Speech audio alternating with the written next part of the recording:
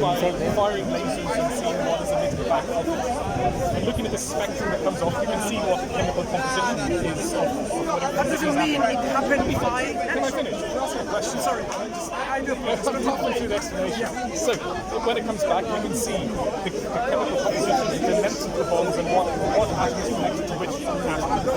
And what comes back is the spectra that you get from a protein. There are proteins and asteroids there.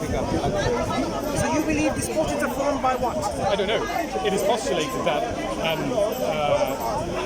the composite materials, carbon, some phosphate, Believe some nitrogen. No, I don't believe it. No, we know that. Sorry?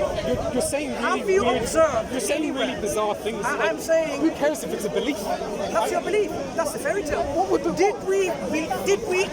Were we able in our laboratories today to make something like that?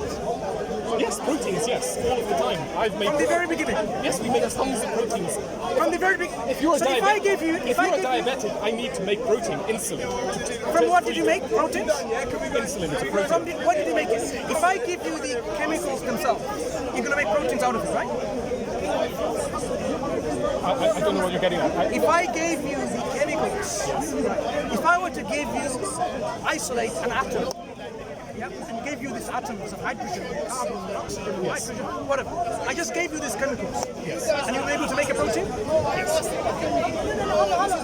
Where can I read about this?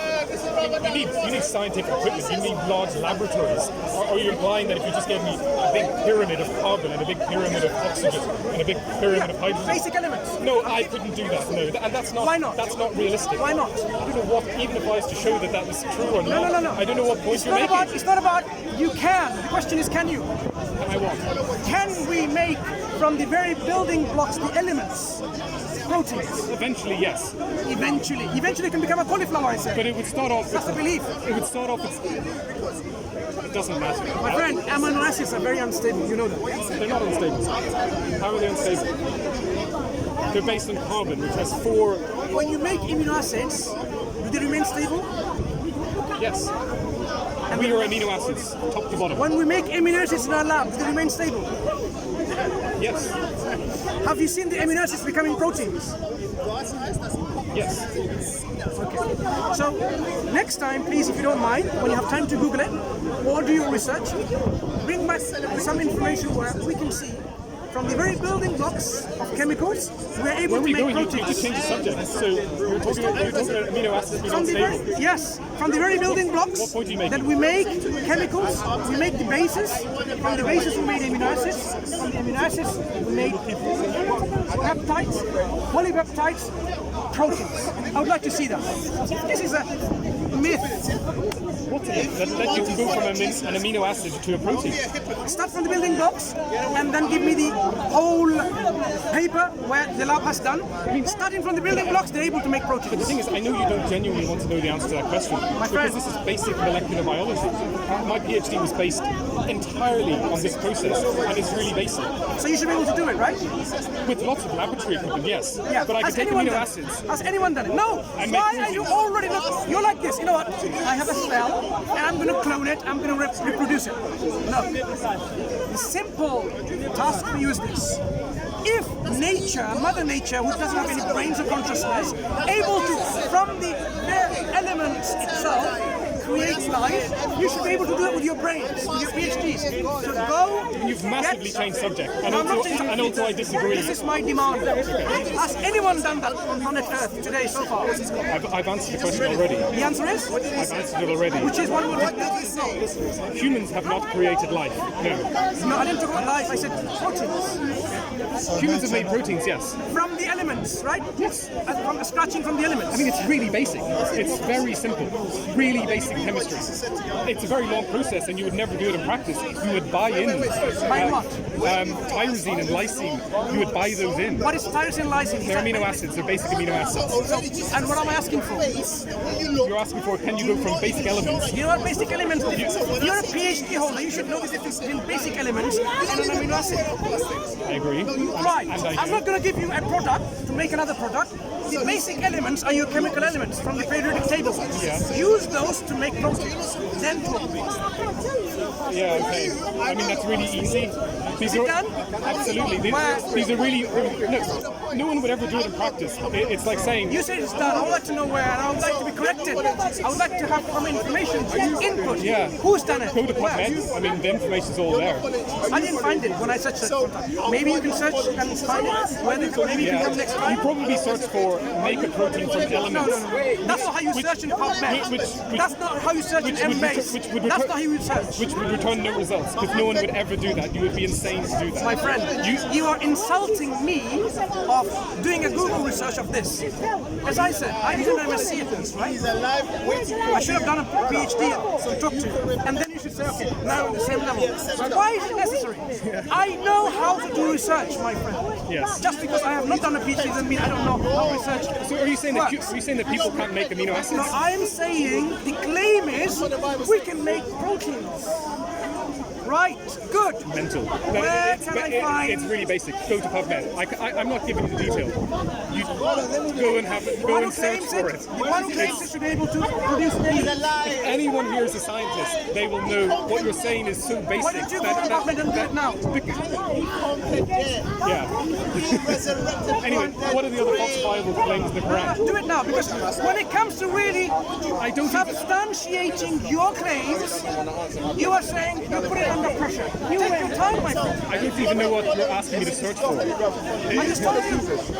You need to provide evidence in a lab where, starting from the basic elements, we have come with proteins. Right. And imagine I can't do this. Because, okay? and then, from then, we can say proteins, the building blocks of life. Imagine I can't do this, right? Imagine the technology does not exist to do that. That very basic reaction of nitrogen, right? That doesn't exist, and I was wrong, let's say. What would that how does that help you? What we're describing is a process of a fairy tale where the mother nature, which doesn't have a brain, doesn't have neurons, doesn't have synapses, doesn't have consciousness or self-awareness, is able to create this beautiful, complex, organized, harmonious universe like we are living in today. And yet, nature created the sun. Man can't create the sun. Therefore, the sun doesn't exist. That's what you are happy to accept nature as your god, because nature doesn't demand anything from you. Yeah, I mean, that's not the case. That's clearly the case. You don't know me. The reason why you don't know me, so not you personally. I apologize, not you personally. Many people, they resort to this belief in nature because nature doesn't tell them to behave, be good, do this, do that, don't do this, do that. That would be a very risky strategy, wouldn't it? If you thought that there's some truth in religion, but you said, actually, I really like eating pork and drinking alcohol, and therefore I'm going to pretend that I don't believe this so that I can continue doing the things that I want to do.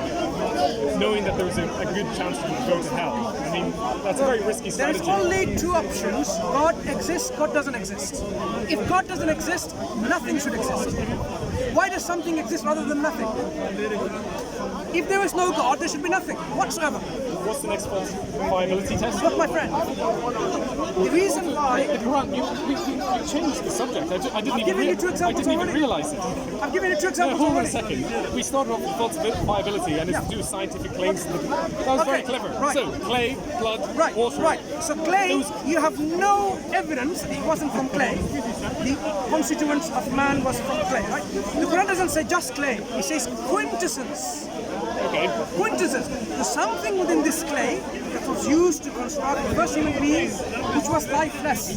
Then God breathed into it its soul and animated it into being alive. What about blood? Second, what about blood? the Quran doesn't say came from blood. It came from a drop of blood. No, it doesn't. Does it not? The Quran says Allah created human beings, the first human beings from clay, the progeny from a nutfa.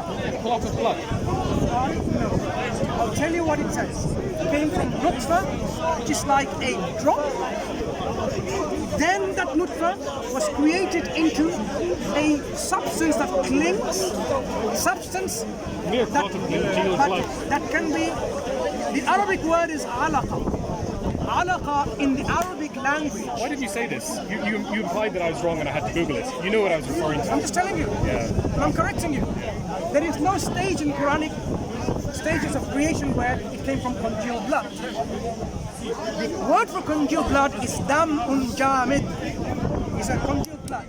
Alaqa means several meanings. Primary meanings of them are what? Something that clings, something that hangs. So for example, when you have a leech that clings to the human skin, when it sucks the blood, it's called alaqa. Because it clings to it. When something is hanging, we call mu'allaq. Sorry, can you just explain? I'm just telling you. No, you're talking about leeches and other things. I'm just telling you the process of the Quran, creation of human beings. Yes, well, the Quran says that it comes from clay, blood, water. It doesn't from clay. Can you explain how those are factually correct? My friend, as I said, from clay, first human being, science has not come to a stage of development yet to understand the original recipe of the first human being. Okay, so let's put that one aside. That may or may not be true. Second, the progeny of Adam is from a drop, nutfa.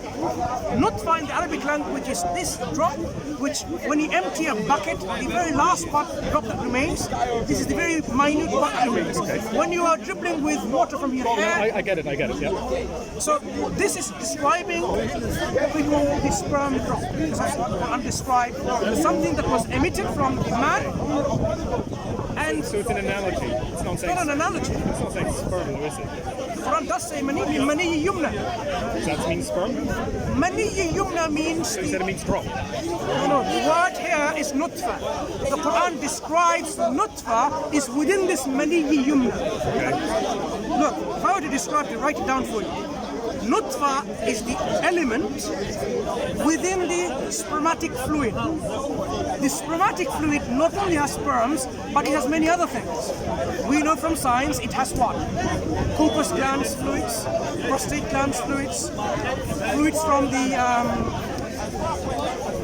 vas deferens, from the ampulla. Seminal vesicles is what you mean. The vas deferens doesn't produce fluid. My friend, within the vas deferens doesn't produce fluid. It's just a canal. You have the semen.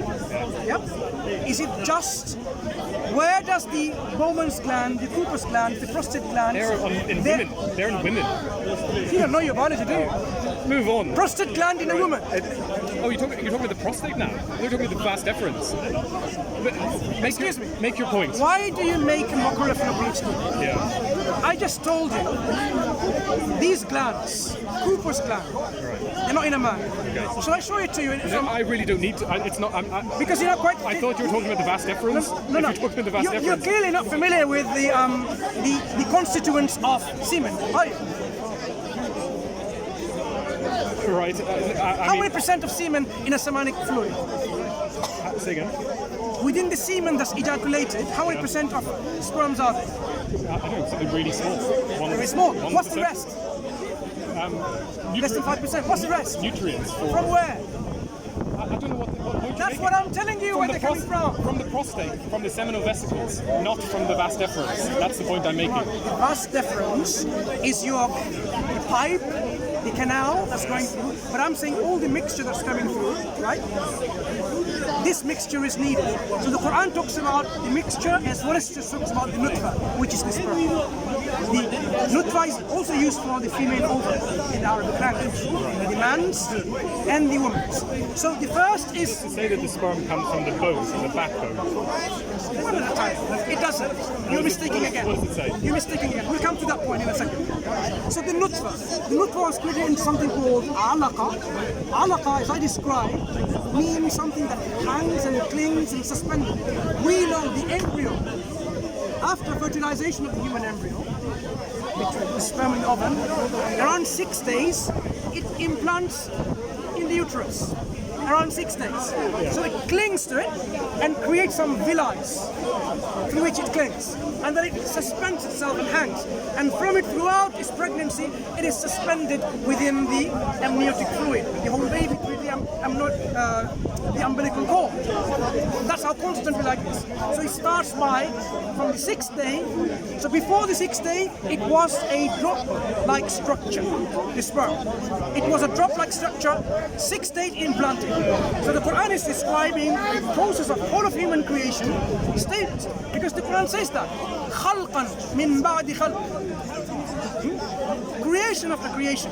So from this alaqa, it became mudgha, a chewed-like substance, something that has appearance of a chewed-like stuff. When you chew something, you can see that it leaves a teeth mark.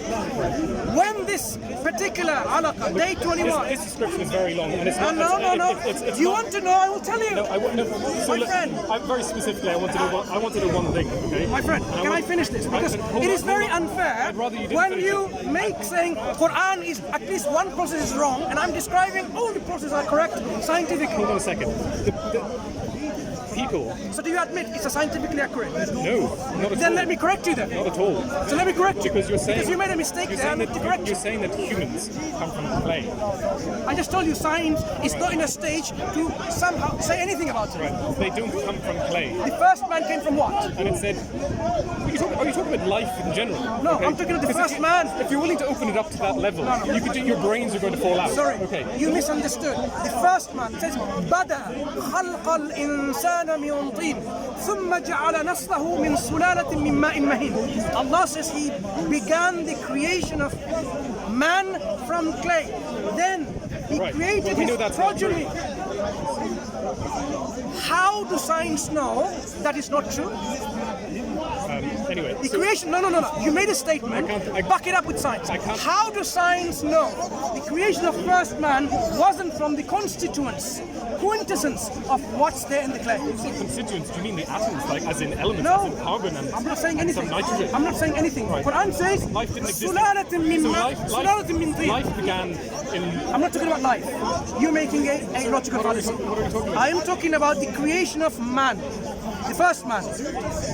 The first man was created, according to the Quran, from the sulalatin min tin, from an extraction, a purified extract of clay. Okay. Then his progeny... I forgot that you didn't believe in evolution, so that's... Who says I don't believe in evolution? You just said that. When did I make a claim? I was challenging your assertions. You weren't here. No. I never said I don't believe in evolution, or I believe in evolution. I was challenging the model people believe blindly. So you haven't even heard my stance on evolution. Do you believe in evolution? I'm not going to say anything. It's irrelevant to the discussion at right hand. I'd love to know. Huh? Maybe later, towards the end, you know to what my position is. So you're unsure about whether evolution is true? I'm very sure. That it is? No. Now, look who's changing the topic. We are discussing, you said... We're talking about the origin of man, and one party is not willing to say whether or not they believe in evolution. That's quite important. That will change the direction of the conversation. Man, according to the Quran, has a beginning of creation. According to your evolutionary model, man didn't come from clay. It came from pre-existing life. Yes. Living forms, right? Yeah. This is just an assumption. There is no evidence for it. I'm just going to be silent because I can't repeat myself. Neither can I. I don't need to talk about your chromosome 2s and your this and that. We can talk about congealed blood. Man comes from congealed blood. Mistaken again. The Quran doesn't say man comes from congealed blood. The Arabic word is alaqa, and we know the alaqa means like a leech. And guess what? The embryo at day 21 to 23 looks exactly like a leech, functions like a leech, acts like a leech. A leech is just an amorphous blob. Listen, I am the one telling you, so allow me to explain to you. The leech, if you open up, how does the leech survive? So man comes from water, the last clay. You see, when you ask me to describe all the processes... You said the same things, you're repeating yourself. No, you are not willing, you're being unfair. You're using 500 words when 10 will do. My friend, I am being very accurate in the description of what the Quran says. Yours is based on misreading of translations which are obviously not correct. Okay, because man comes from water, is that mistranslation? Where does the Quran say man comes from water? The Quran says water is the constituents of all life. No, it said that. I thought it said man came from water. So you're saying that it said water is a constituent of life. The Quran describes the word ma to refer to the primordial water. It describes the water which refers to the human seminal secretion. This is what you're doing. Are you not listening? No, I'm not listening. Because what you're doing, what you're doing is simply this. You're taking something from the Quran. If it's not scientifically accurate, you then relegate that to analogy and say primordial water. The phrase is primordial soup, and it's a metaphor, and it's not a real thing. My friend, you're changing things to mean things to suit that this could be analogy or something. Let me help you what you misunderstood. When I mean by primordial, I mean the very origin. Life, the origin of life, the Quran says, is made from water. Every living thing is made from water. Which is false. Which living thing is not made from water? Well, a virus doesn't need water, for example. Virus is not even alive, is it? But, you know, by many people's definitions, it is. It doesn't fulfill all of the criteria. But this is just an arbitrary thing that we've It's decided. arbitrary. That we're, You call it alive because it's not even alive.